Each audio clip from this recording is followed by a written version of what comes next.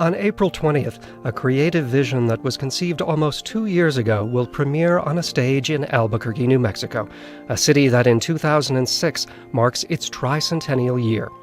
An original opera has been commissioned to mark the occasion. It opens this Thursday at the National Hispanic Cultural Center before Friday and Saturday performances at Popejoy Hall. The opera's story is set in one of Albuquerque's oldest communities, BARELAS, where some of the first Spanish settlers made a home 300 years ago. I'm Spencer Beckwith. For 8 months, producer Paul Ingles and I have been monitoring the progress of this major local music event. I never have done anything like this. I don't think anybody here at the NMSO has ever done anything like this. My nature as an artist has always been to be provocative. That's one of the things that art does. It's very hard for me to stay there that long and keep it. Stay tuned and go back in time with us as we unveil the making of Time and Again BARELAS, Albuquerque's Tricentennial Opera. We begin with a visit to Albuquerque's BARELAS neighborhood in August of 2005.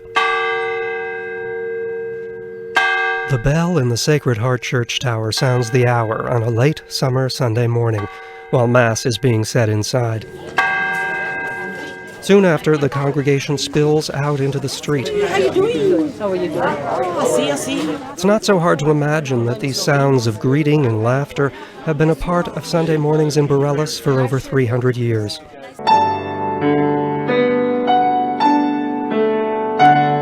In the middle of the summer of 2005, in a more recently built adobe house, about 10 miles due north of BARELAS, composer Miguel del Aguila plays a theme he hopes will capture the spirit of pride and faith that the Baca brothers say emanates from their neighborhood. The Uruguayan-born del Aguila has been commissioned to compose what's now been titled Time and Again BARELAS, the opera. I got a call about 2 years ago. And they said, we're looking for a composer to do this, and your name came up. The ideal composer would have been, Giuseppe Verdi, that was born in BARELAS, but that doesn't really exist. Guillermo Figueroa is the music director of the New Mexico Symphony Orchestra, who, along with the symphony's executive director, Kevin Hagen, interviewed del Aguila. We would say, we want to incorporate people from the community. We want this to be in Spanish. We want to stay like this and blah, blah, blah. And he would always come back and he says, fine, but I can't be restrained. I'm going to write what I'm going to write. And I'm telling you now, I'll do what I do. If you like it, hire me. If you don't like it, don't hire me. And it was right from the start, I sensed that I had what I wanted. The guidelines for the commission were considerable. Not only did the piece have to be sensitive to the tangle of ethnicities, Spanish, Native American, and Anglo, that merged in this region and at times battled with each other over the centuries, but it also had to be a big production, involving the full symphony and chorus, soloists and dancers, and elaborate staging and lighting effects, all presenting quite a challenge for composer Miguel del Aguila, who started to think in terms of an opera. The problem we're having here is, if we are throwing all these into a piece, we need to have a very strong plot. And then the second challenge was, how do you do a very strong plot if you have to show 300 years of history? When somebody says that to you, 300 years of history, your mind says, oh my God, they want a pageant. That's Digby Wolfe. Until his recent retirement, he headed the University of New Mexico's dramatic writing program. Wolfe was brought in as writer on the BARELAS project after a first libretto by Chicano author Rodolfo Anaya didn't seem a good fit with del Aguila's musical vision. The British-born Wolfe has written for dozens of films and television programs, notably the groundbreaking Laugh-In comedy series. This is his first ever libretto. Writing a libretto, I find, is challenging, but it's also drawing, in a sense, on what I've done so much of in the last few years, which is working in broad strokes, short, brief, dramatic or comic moments, rather than doing a very attenuated kind of a script where you have a lot of time for the plot to unfold slowly and compellingly. You can't really do that in opera. Laugh-In was like that too, because when we did Laugh-In, we did it on the principle that we were going to cut out all the straight lines, that we were just going to render comedy down to its bare basic essentials. For their approach, Wolf and del Aguila decided to take a real character from the late 17th century, Marcelina Barelas, the daughter of the man on whose ranch the Barelas neighborhood was established, and place her in a love story with a fictional conquistador who has murdered a man in battle. That man, unbeknownst to either of them, turns out to be Marcelina's father. Through fiction and fantasy, the storyline between them continues over hundreds of years. Well, it's basically a love story between two people who don't know the truth about each other, and if they did, they would kill each other. The love story doesn't work because they're in love. The love story works because they can't be in love. With this story as the frame, both Wolf and del Aguila say they hope to give the audience a sense of the 300 years of history, but Wolf says he thinks historical accuracy will take a backseat to what he believes most audiences are craving. An audience doesn't really want to be informed. That's not what they come to the theatre for, I don't think. They go to the theatre to be somewhat emotionally changed and to be moved, most of all, either to laughter or to tears, by what they hear and see. What a New Mexico audience sees and hears often varies with ethnic background. What some call exploration and expansion, others call invasion and conquest. And artists of all kinds who try to interpret the history of this region often get an earful from someone. Wolf and del Aguila are both bracing for that, but they hope to transcend controversy by staying true to their creative vision of focusing on universal themes. Questions of loss and betrayal and need and compassion, life and death and family, and what it means to be human, not what it means to be Chicano or what it means to be Anglo or what it means to be native. What does it mean to be human, really? How do people react to these events?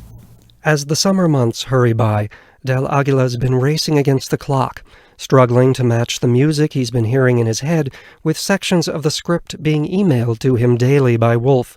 Some days he's able to transfer those themes onto a laptop computer, using a program that can simulate sounds of an orchestra and chorus. These are the kids singing backstage. At the moment in the opera where Marcelina finds out that Ignacio was actually the man who killed her father. At that very moment, she's so heartbroken, and then the first atomic explosion happens, which is total chaos on stage. And I thought, I like extremes, and I thought, what more extremes can you have than something so horrible like an atomic bomb? And these pure voices singing Ave Maria from backstage. But it will sound better than this, I hope. It's now September 2005. Just go for a fortissimo sound all the time. Okay, Rachmaninoff concerto. Yeah, especially here. Composer Miguel del Aguila is trying to get more force out of pianist Jim Bratcher as soprano Lina Ramos listens in. The three are gathered around a grand piano on the stage of the National Hispanic Cultural Center's Journal Theater. In about an hour, a select audience will come in out of the late summer Albuquerque heat to hear del Aguila preview his new opera. That much? What, that 10 times more. You are a whole symphony orchestra. The premiere is still 8 months away, but today, notable members of the BARELAS community, as well as representatives of the three organizations directly responsible for this Tricentennial Commission, the New Mexico Symphony, the National Hispanic Cultural Center, and Albuquerque's Downtown Action Team, will get a hint of what's to come. Del Aguila has asked New Mexico soprano Ramos to sing 2 arias belonging to the opera's central character, Marcelina Barelas. Miss Ramos is not being cast in the production, but she says working with del Aguila on several preview events has offered its own excitement. He's very placid, upon meeting him, but then when you hear this music, it's like, where is this fire coming from? And then the really nice thing as well is that he's like, well, if something doesn't work, you change it. And Verdi doesn't allow you to do that. Yeah, not at all. And today's work is a revision. So he changed some things. He changed some notes. He kind of inverted some stuff. So on various words, I'm in a different place in pitch. And it rings true with the character and what she's trying to convey.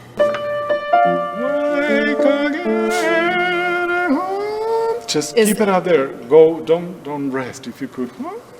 So hold again, longer. Yeah, is that possible? I'll try from the F, so that you get this beautiful. Can I hang on to the F another beat longer? Yeah, so that you connect the F with Yeah. the A flat.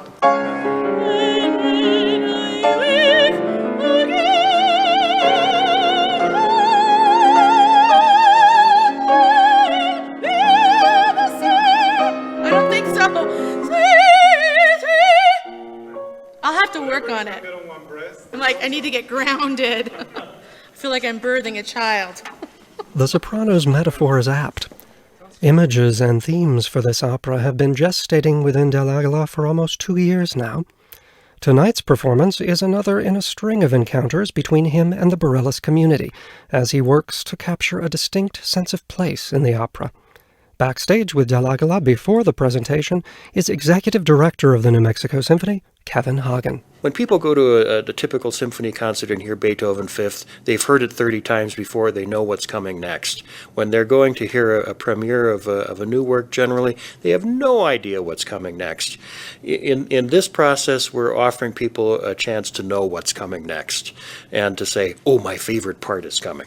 For the composer, today's opportunity is more personal.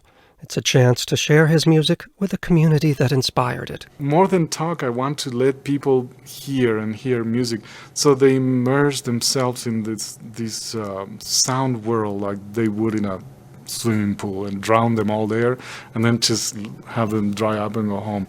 Back in the theater, the audience Del Aguila plans to soak is settling in. 30 or so seats have been arranged directly on the stage, so audience members can easily ask questions of the composer. Del Aguila plays recorded selections from a chamber piece for sextet that he has fashioned from the opera's central themes, including a love theme for the two central characters.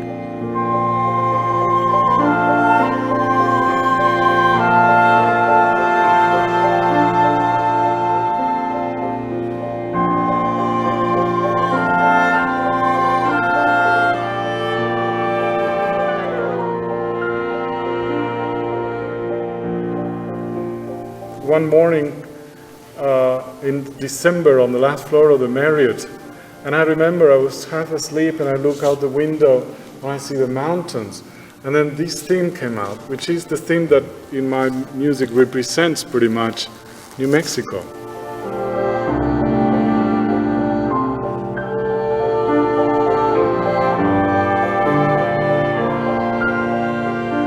You know, themes are like wild things you'll never control. Sometimes you're driving at 90 miles an hour on your cell phone, and then all of a sudden this beautiful theme comes.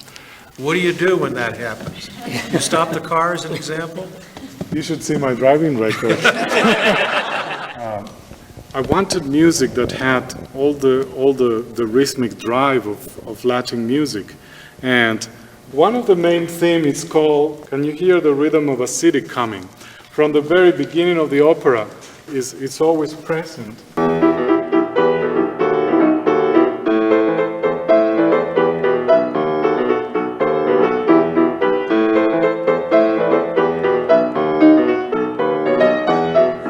Another question from the audience: how closely will the work reflect Albuquerque and the BARELAS community?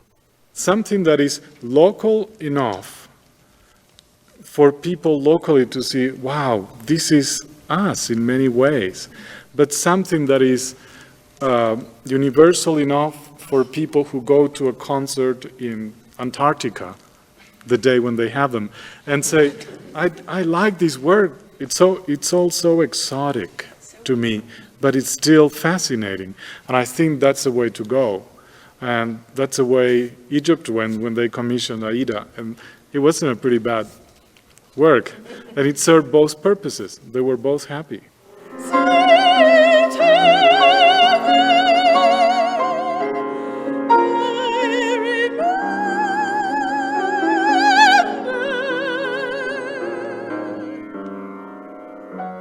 Soprano Lina Ramos performs the aria from the end of the first act. Marcelina Barelas has lost all the essential figures in her life, her fellow townspeople, her lover, and her father. Help me, Father.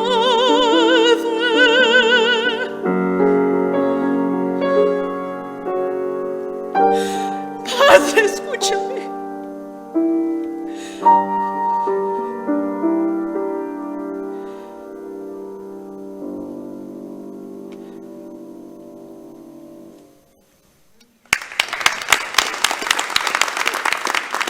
Audience member Robert Vigil is with the Barelas Neighborhood Association. Well, a lot of people have lost a loved one.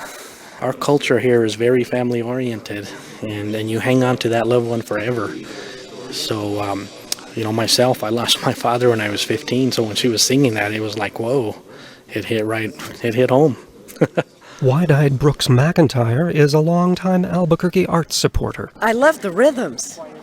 It had the beat of a city, I can see. I thought it sounded very exciting. I can't wait for more. The chance for Ms. McIntyre and others to hear more of the developing Time and Again Barelas comes in October of 2005. Once again, and in a large rehearsal room at the New Mexico Symphony's headquarters in Albuquerque, pianist Mary Beth Gunning plays the accompaniment as 80 members of the symphony chorus, clad in jeans, sneakers, and sweatshirts, rehearse a choral suite from Miguel del Aguila's Time and Again Barelas. Conductor Roger Malone stands before them, studying the score on his music stand. In 4 days, the chorus and orchestra will come together to present for the first time a public performance of Del Aguila's work.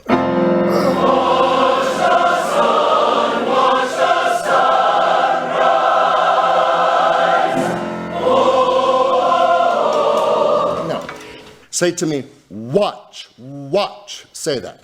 Watch. Okay. Watch, watch. It should hit us like a wall of sound, but it's not together. Watch the sun. Yes. Watch the sun rise. Malone's forceful arm movements, along with his face and his eyes, accent each change in the music. In contrast, composer Miguel del Aguila sits quietly a few yards away, leaning motionless against the wall of the rehearsal room. He's following the score in his lap and making occasional notes, waiting for a sign from the conductor that will allow him to give his feedback to the chorus.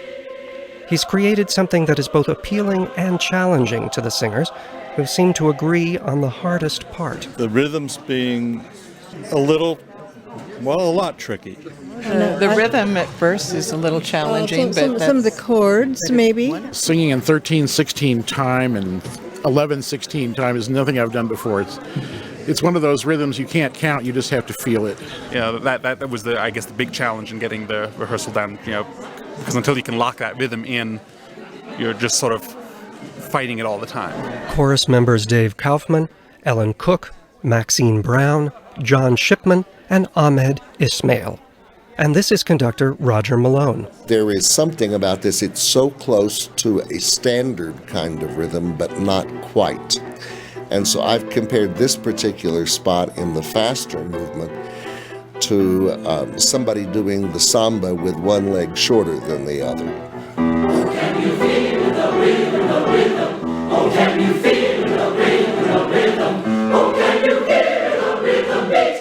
Oh, can you hear the rhythm sing? Oh, can you hear the rhythm beat? The rhythm of a city. Del Aguila has fashioned this four-movement suite as a preview that will close the upcoming symphony concert. His challenge is to extract these musical elements from the opera and present them in a way that's satisfying to Saturday's audience. Tonight, the chorus is working without a sense of each segment's dramatic context or of the orchestra's contribution.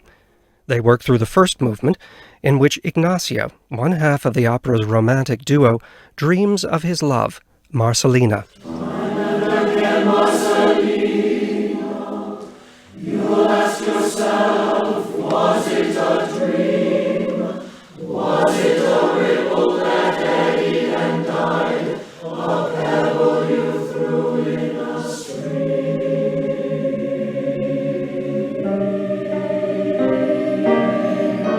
Later, conductor Malone invites the composer to make comments to the chorus. You make it sound too real by giving it interpretation. And I would like it to sound more like floating. Time and again, Marcelli. That didn't just melt you the way we did it? It did. Yeah. But you have to think of two things. The function that this music serves in the larger context of the work. My intentions here are to hear you like as if you were singing from 2 blocks away, and the softest, most beautiful pianissimo with almost no vibrato. It's made chorally. It works. I mean, we can do it boringly. We can't. No, we can't. You have to think of this. Try to do it as if it were almost music, but it's not music. Okay, letter A. Let's just do it once. Very bland.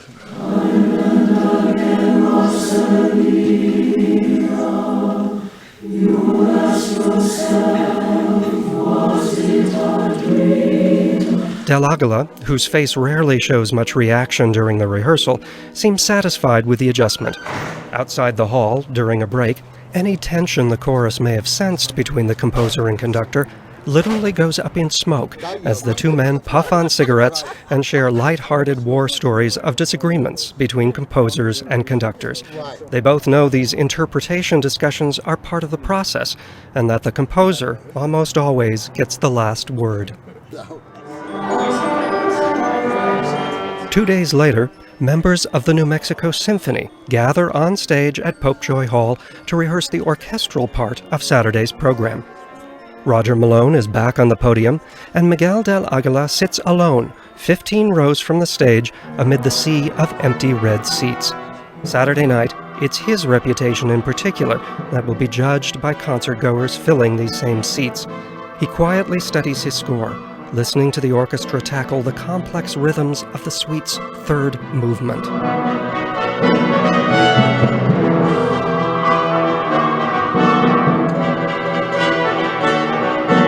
The orchestra's timpanist, Douglas Cardwell, surrounded by his 5 drums, is delighted that the timpani will figure so prominently in the piece. During a break, he gets one-on-one attention from the composer. You want the grace notes to be as loud as the dominant note? Yeah. Ah. In that much apart? Okay. Del Aguila suggests that Cardwell think of Stravinsky's Firebird Suite, which makes perfect sense to the timpanist. Stravinsky knew the drums very well, and Aguilar obviously knows the drums pretty well. He gives me just enough time to move my feet. And that's, you mean I use my feet in the tuning parts. So, and you can't tune 3 drums at once because you only have 2 feet. So he gives me just that split second so I can move one of my feet to another drum to do a tuning. And The choral suite ends with a theme that captures Del Aguila's response to New Mexico, to its landscape and forces of nature, the music which will bring to a conclusion his entire opera. And soaring above the sound of the orchestra is the wail of a hand-cranked siren.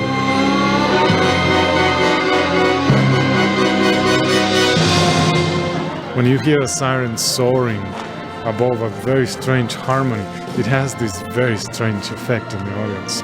Well, where did you hear a siren to get the idea of using it? I think it comes from my life in Uruguay during the military times, that you heard the police siren when you were supposed to run away. So it has some probably deep subconscious meaning in me.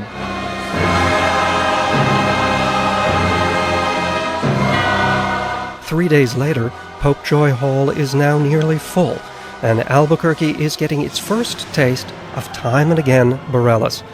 In this last movement, Del Aguila aims for a joyous conclusion to his centuries-long story of struggle and hardship.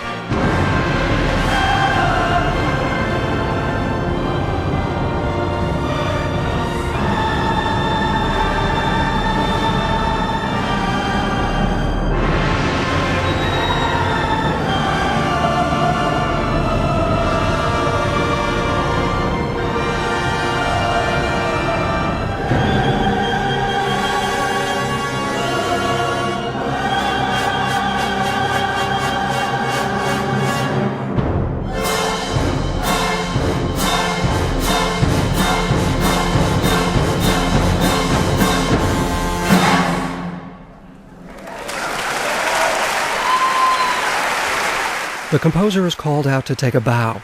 After the applause fades, the audience will file out into the late October evening, taking with them critical first impressions of the new work.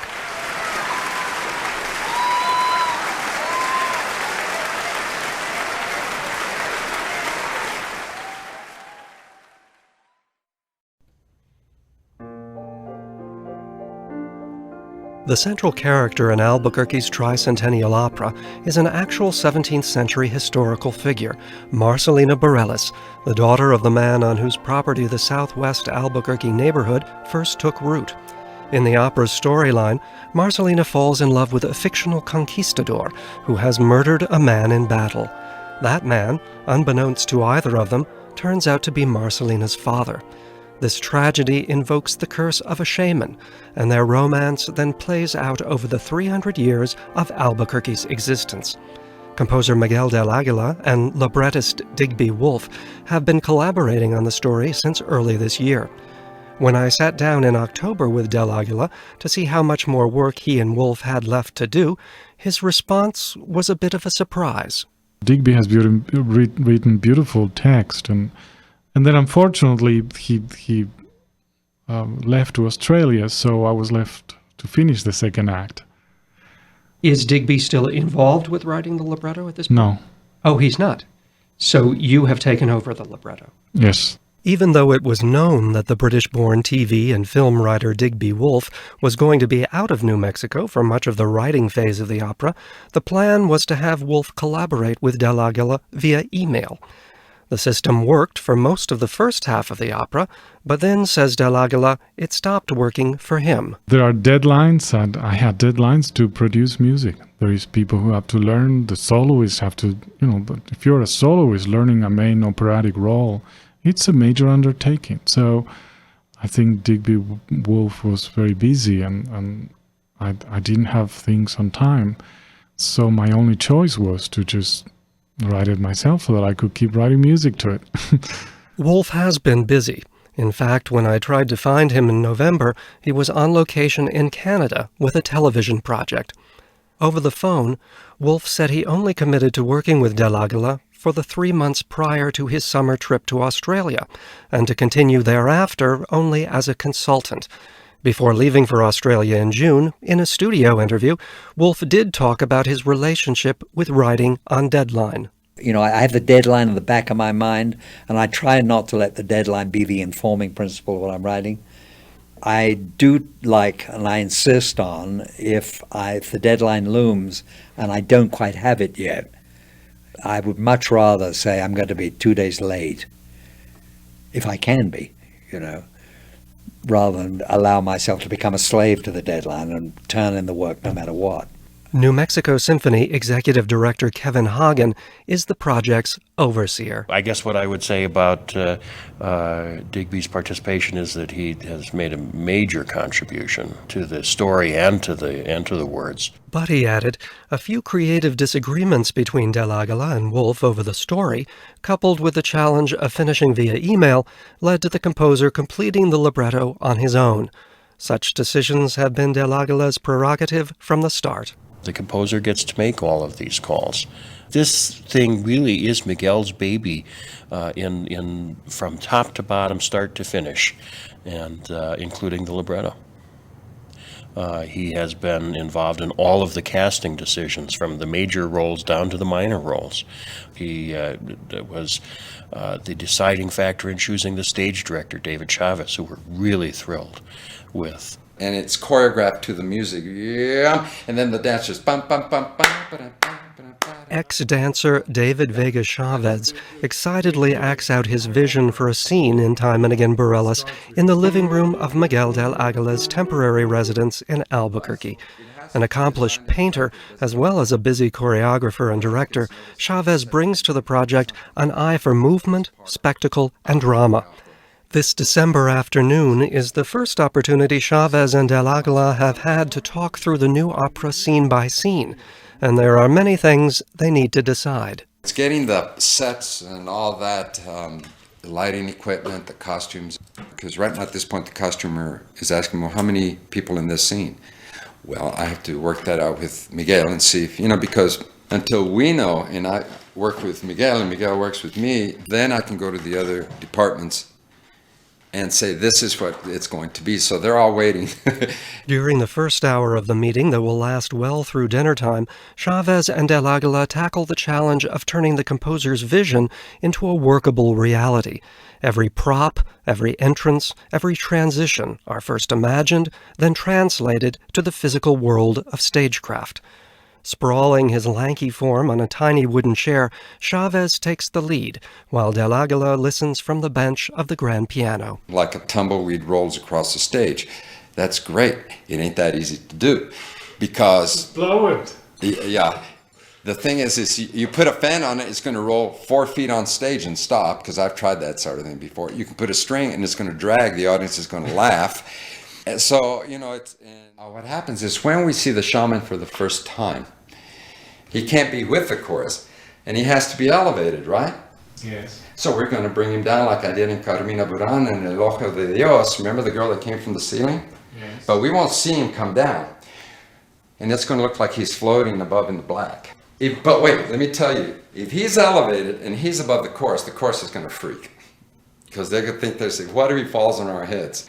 If the guy who's lowering him screws up the mark, he can go right down on top of their head. So we have a liability problem there. Chavez and del Aguila are tripped up by a scene involving a Native American character named Becoming River. She dies.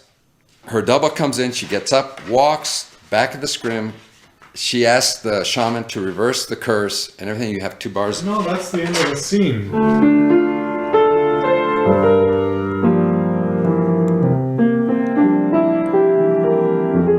She's still talking, right? The chorus comes in. She dies on where? She dies on the G. Okay. So you go to heaven to A flat major. It's the other world. Well, No. It's not written in there, so I didn't know that. I thought it was obvious. I mean, the change of tonality. Okay, I missed it. I'm sorry. Change of tonality. Listen. It's like when I have Marcelina coming out for the first time with the chorus for the kids. She needs an entrance. She does have one. She walks on stage with the kids, doesn't she? There's no stage directing regarding that, so I can't go by what is written musically where you want. As the afternoon slips by, composer del Aguila and director Chavez navigate a tricky course of collaboration. In certain scenes, they find themselves at odds, while in others, they waltz through in complete agreement. Later, at a break in the meeting, David Vega Chavez explains the creative tension. I personally feel responsible that I want to produce and I want to make Miguel happy. Not in the sense happy about it, but to produce what he wants. So I need him to verbalize everything as much as he can, especially that scene, because it wasn't in the stage directions, I had no idea that that's where he wanted, let's say, an exposition, more or less, of Marcelina, one of the main characters. And now that he explained it to him, I said, it's great. Del Aguila acknowledges that his at times scant stage directions in the libretto and the tone of his music don't always communicate to others what's so clear in his own mind. He's resigned to the fact that for many weeks to come, he'll have to explain himself to members of the creative team in meetings just like this one. It's like describing a crime scene to somebody else over and over, to the lawyers. Because I feel for every person who will do the lights, who will do the costumes, you really have to clearly be able to describe what it is that's happening psychologically, or what was in your mind when you were writing it.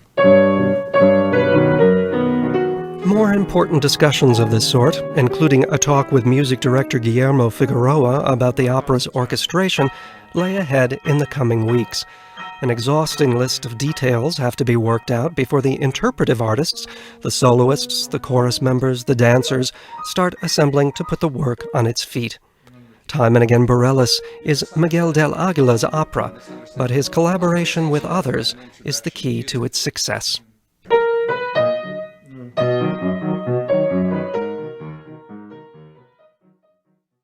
You're listening to The Making of Time and Again BARELAS, a timeline of the creative effort behind the original opera commissioned to mark the city of Albuquerque's Tricentennial celebration in 2006. Time and Again BARELAS is set to premiere at Albuquerque's National Hispanic Cultural Center Thursday, April 20th, before moving over to Popejoy Hall for performances on April 21st and 22nd. I'm Spencer Beckwith. Producer Paul Ingles and I have spent part of the last 8 months dropping in on the creators and performers who have combined their skills to bring this vision to life with this week's premiere. Our next stop on the timeline, mid-December 2005, when we visited again with the composer and music director. While the opera's composer, Miguel del Aguila, has had to build brand new working relationships with most of the Time and Again BARELAS creative team, he already had a bit of history with the New Mexico Symphony Orchestra's music director, Guillermo Figueroa. I've only done one piece of Miguel's, and it's probably his most famous and popular piece, which is called Conga for orchestra, which is an extraordinarily brilliant piece of music which we did in our Fiesta de las Americas concerts last January at the Hispanic Cultural Center. The full name of Del Aguila's work is Conga Line in Hell, heard here in a recording by California's Redwood Symphony. In January 2005, as Del Aguila was beginning serious work on the Tricentennial Opera here in Albuquerque, Figueroa asked the composer to play the piano on Conga with the symphony under Figueroa's direction. A good working chemistry between the two developed from the start. Miguel del Aguila. It was a great experience. Usually I have to explain many things, rhythmically it's a difficult piece, and with Guillermo we talked little. He understood really what the music is about, and my thoughts were, sometimes prejudice in reverse works. My thought was, well, he grew up in the Caribbean. I don't have to explain a conga to him. And that was true. Yeah, it was a great performance.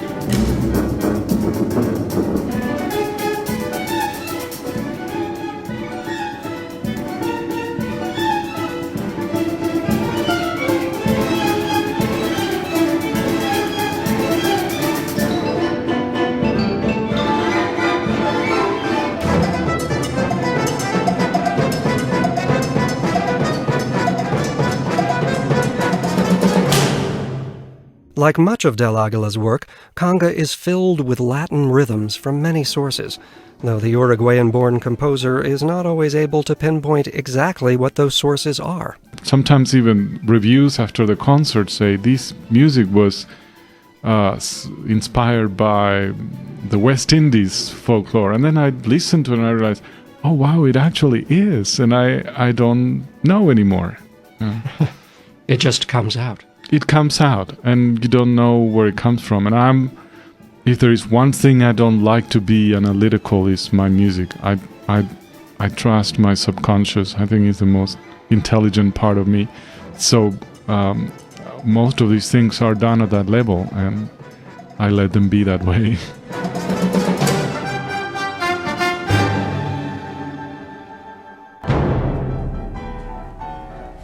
From the Conga performance, we fast forward 9 months. Music director Guillermo Figueroa is seated with the rest of the Popejoy Hall audience, listening to a 4-part choral preview of the Time and Again BARELAS opera, conducted by his colleague Roger Malone.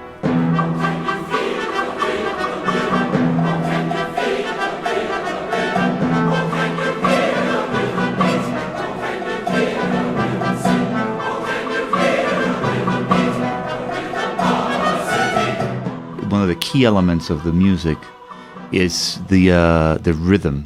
Guillermo Figueroa. Not only are there musical ideas that identify certain situations and certain characters, but there are rhythmic motifs, and that's going to be the challenge to make these rhythms really very razor sharp in a huge environment, which is Popejoy. I kind of have an obsessive personality in many ways. Del Aguila says what he gets obsessed with are rhythmic patterns that get stuck in his mind. And then they just pound and pound day and night in my brains. I always know that's a good theme when they do that, because I think rhythm is the most powerful part of music. I think when we were cavemen and we didn't know how to sing, I mean, I wasn't there, but I assume it was all rhythm what started before, because rhythm is in nature. I mean, there is the slow rhythm of the seasons, the slow rhythm of the sun, the day, the moon, and then the rhythm of your heart, which musically is the most important rhythm. If you use it well, you grab the audience by their most primitive instincts. So as a composer, it's also a very important tool.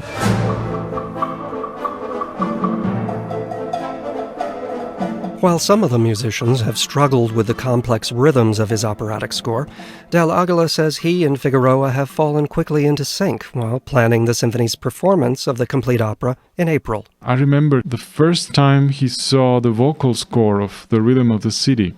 He kind of looked at it on paper for, I don't know, less than a minute. And then he tapped the rhythm and said, "It's this, isn't it?" I said, "Yeah."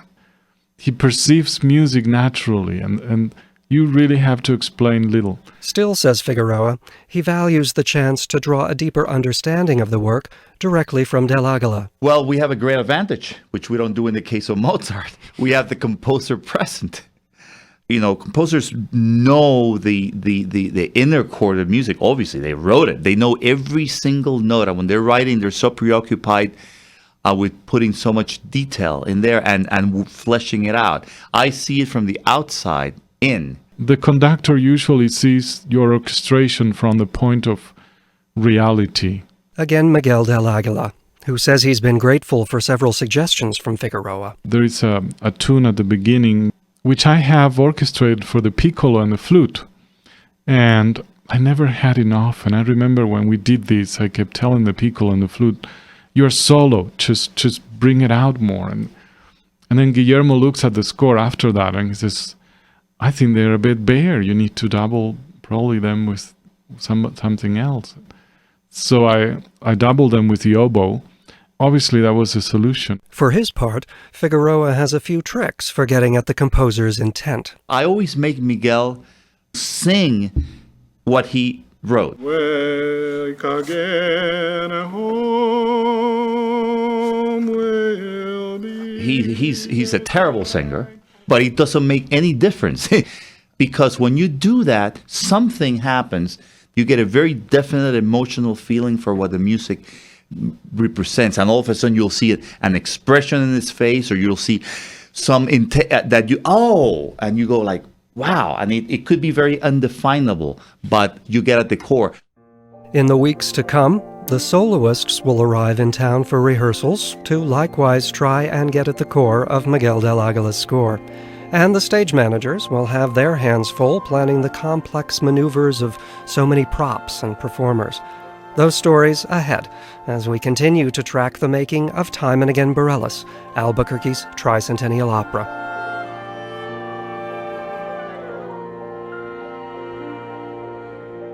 Ahead now to February 2006, almost 10 weeks from the premiere.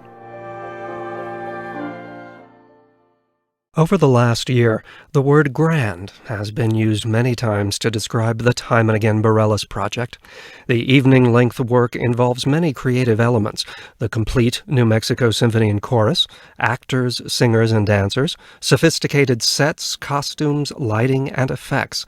Yet, as we learned on some recent visits, many of the key members of the production team are still working on a decidedly small scale. Set designer Valeria Rios, for example, sits at her dining room table, delicately moving around 3-inch-high balsa wood mock-ups of her proposed set pieces on a sheet of black construction paper that represents the stage. There are 5 tiny models of Victorian-style structures with little cutout signs taped to them. This part is the 30s, and we have signs that say closed indefinitely, gone past, everybody laid off. No food. Rio's plan is to use the same movable set pieces throughout the performance and simply change the signs and set dressings on the structures to reflect the long passage of time that the opera's storyline conveys. Let's see. To get the signs and the architecture right, Rios has pored over dozens of history books and photo archives. I love old pictures. These are photographs from early Albuquerque. At first, I thought they needed to be very New Mexican look, but really small towns, when they begin, they were, 1900s, turn of the century, more Victorian look, even though Albuquerque now looks so different from other towns in this country. at that point, it really looked like any other town that started. Rios admits that she feels some pressure to get every detail right for all the different time periods. I think usually what happens is you notice all those things and you think everybody is noticing them. And I'm sure at least one person in the audience, especially the critics, will notice if something is not in period. The set pieces will be simple, a purposeful choice that's a bit unusual. Usually when you're designing a set, you want the set to stand out and you want it to be amazing and people say, oh, and in this case, the set needs to play, I think, a second. It's not the most important, really, in this show. It's easier to have a few set pieces that are reused for different scenes and lit differently than having many set pieces that are all painted different. The Argentinian Rios has been active as a set designer for about 5 years in Albuquerque, since moving from Montana, where she got her Master of Fine Arts degree. She says she's looking forward to the dramatic flavors veteran lighting designer John Malalepsy will bring to her spare set. Well, for example, right here on my desktop. A couple of miles from Valeria's home, John Malalepsy hovers over a laptop computer in his office at the University of New Mexico, where he heads the design program in the Department of Theater and Dance. With a couple of mousepad clicks, a dramatic rendering of what the audience might see at the April premiere of Time and Again BARELAS pops up. This is all done in a 3D CAD program. I even built the little figures, the 3D figures, and placed them in front of that horizon right here. And then you can see the kind of the shadowy figures of the chorus here silhouetted against a sky, and then sort of a surreal red moon. Although the laptop image is necessarily small, a grand dramatic scope manages to leap off the screen. The horizon cutout Malalepsy mentioned suggests what he finds most intriguing about the Albuquerque landscape. What is the most prominent feature of Albuquerque? It's that surreal West Mesa line, except other than the Sandias, which, are almost an afterthought when you think of how magical that West Mesa line is over there. It's such a New Mexico thing and such a specifically Rio Grande Valley, Albuquerque thing. It's no accident that the word surreal comes up often in conversation with John Malalepsy. If they have a realistic box set, they're not going to look to me, unless it's one where there's going to be a certain departure from reality involved in it, because that's my style. Photographs of his sets from other productions surround Malalepsy, pinned up on the walls of his office. Each one suggests his fascination with the abstract, a trait he finds in the BARELAS opera project as well. When you look at the scope of the story, it's really epic in proportion. I mean, it spans centuries, literally. And the characters transcend time as well. The characters move in time very comfortably, and that suggests surrealism again. And to help him deliver the perfect shades at precise times and precise spots on stage, Malalepsy will use computerized lighting fixtures. These tools, he says, are available today thanks to the monstrous success of touring progressive rock groups of the early 1980s. The first computerized fixtures came out of the old Genesis concerts. They had the money because they were making a lot of money, so they could put it into the technology of computerized lights. In addition to the fact that you can program them to move, which is something we never were able to do before, except with follow spots, they also have within them infinite color. Malalepsy says a lot of his decisions about the lighting grid await the colors and fabrics chosen by costume designer Larry Schultz and the construction of the set pieces. Once they're ready, they'll be brought to a light lab, where Malalepsy's crew will bathe them in different hues to choose the shades that will complement the emotional flow of the score. In about 3 weeks, we're going to take this shop and clean it out completely. Technical director George Schreiber, a veteran of years at the Santa Fe Opera and at Popejoy Hall, stands in his mildly cluttered 2-story scene shop in Albuquerque. Sawdust from a current construction project will soon be swept out and replaced with sawdust from the construction of the set Valeria Rios is designing for the opera.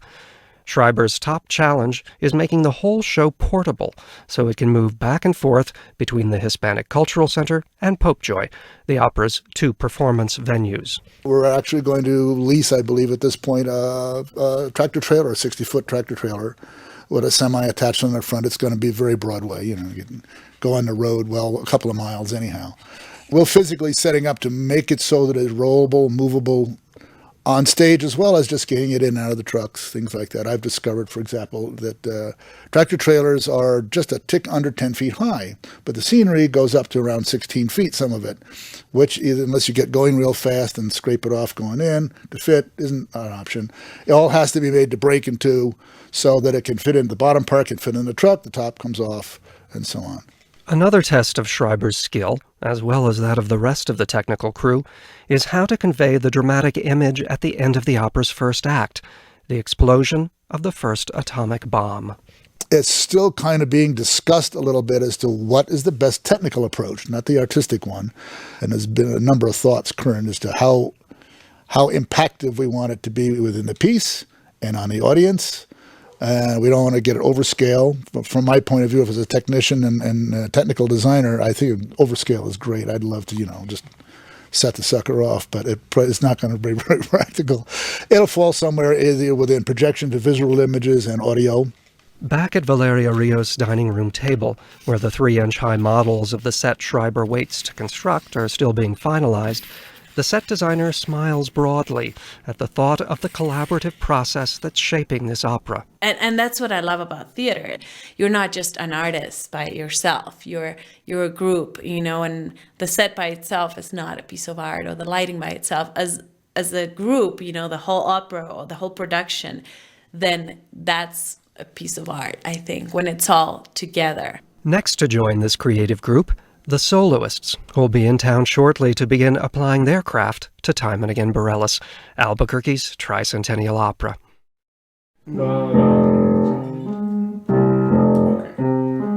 The end of March 2006. It is so cold tonight, so freezing cold. In the Adobe-style living room of composer Miguel del Aguila's temporary North Valley home in Albuquerque, tenor Rafael Davila begins the first of his rehearsals for the role of Don Ignacio. The Puerto Rico native is working hard to catch up. A previous singing commitment in Florida has forced him to miss a week's worth of rehearsals in New Mexico. Today, the composer plays the grand piano, standing in for the New Mexico Symphony and Chorus, which will accompany the tenor during the performances.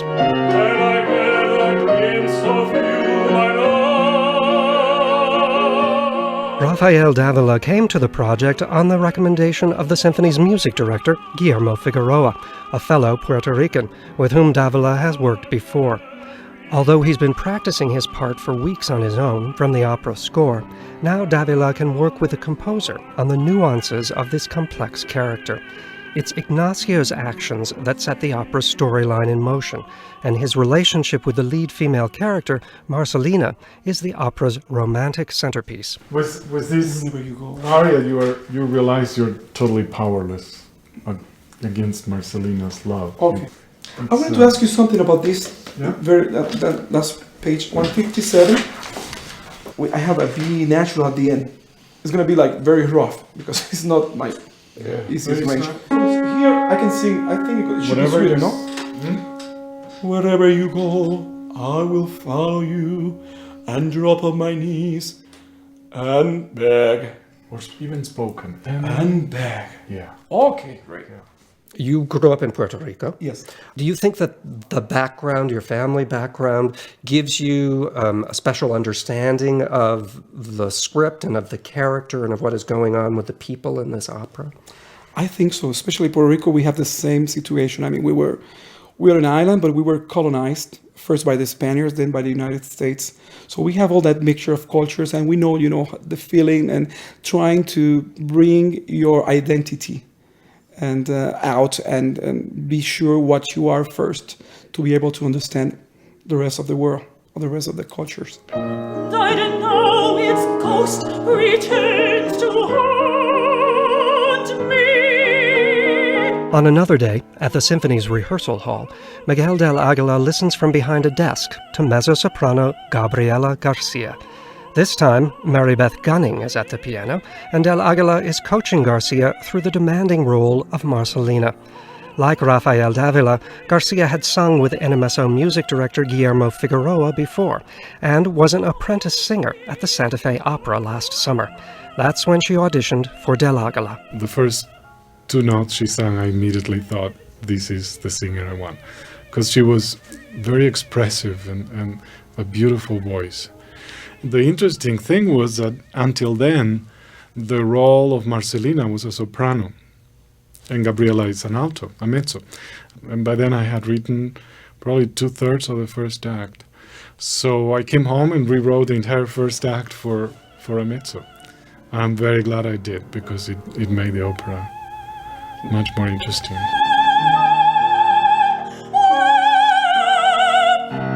That's your choice. I heard Guillermo rehearsing this. He's staying very long on that end. So you will have to... That's fine, because then what I'll do is I'll go home will be, then I'll put a phrase before, because otherwise I was going straight, home will be the same breath, sweet. Because otherwise it's very hard for me to stay there that long and keep it. The demands are you don't know what's expected.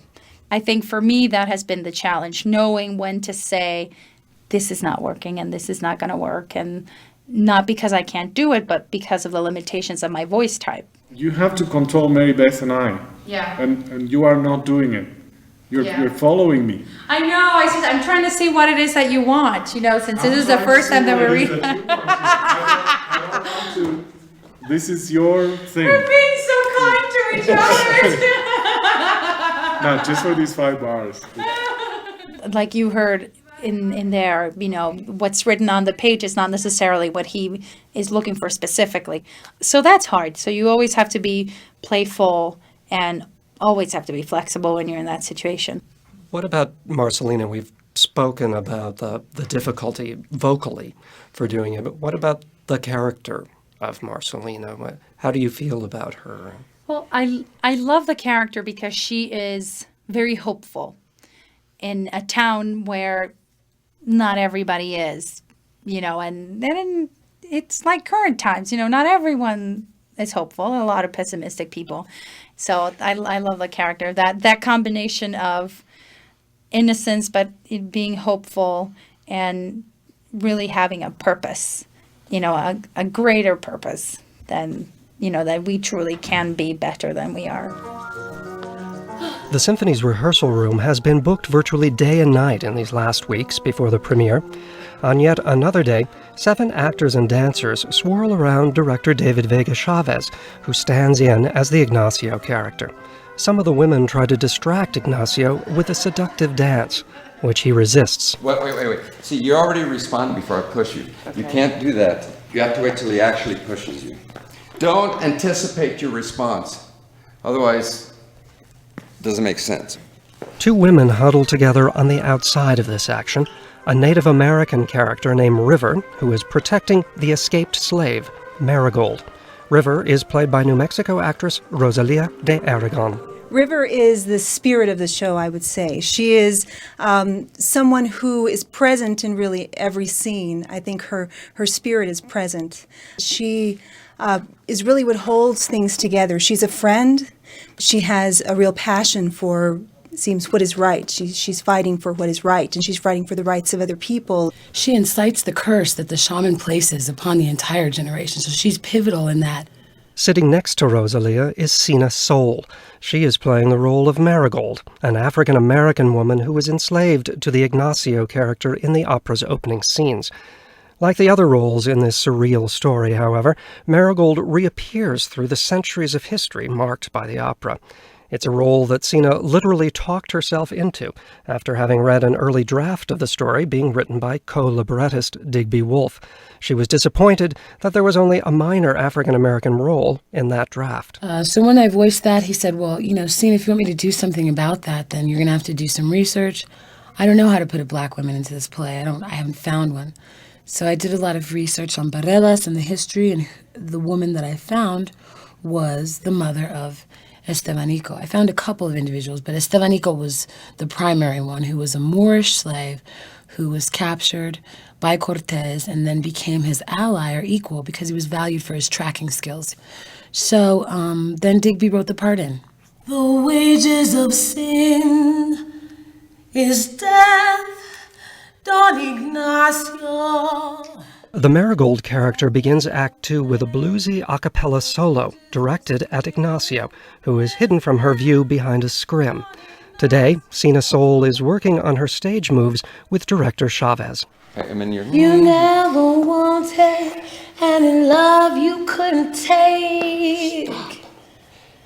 You never cared about sin. Yeah, what I'm saying is, think.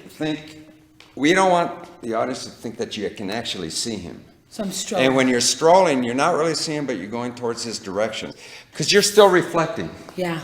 I don't want to give the impression that he's there. I'm thinking about him, yeah. That's the whole point. So don't stay too long that way. You never wanted, and in love you couldn't take. To traditional opera goers, a blues number opening the second act may seem like an odd fit. Well, that is the totally experimental part of this opera. Composer Miguel del Aguila. That we have two operatic singers, Marcelina and Ignacio, interacting with actors who don't sing, with actors who sing in jazz style and some Indian chant. And so it's going to be a challenge. But I believe it works. I believe it will make the opera more varied in many ways, but also more believable. A few days later, and now less than 3 weeks away from the premiere, the opera's central characters, Marcelina and Ignacio, Gabriela Garcia and Rafael Davila, rehearse their songs together for the first time in the Symphony's rehearsal room. Miguel del Aguila is at the grand piano. She looks at me as if I were a ghost. There is something about him I know it not. Marcelina, I'm only a ghost. One that has only me.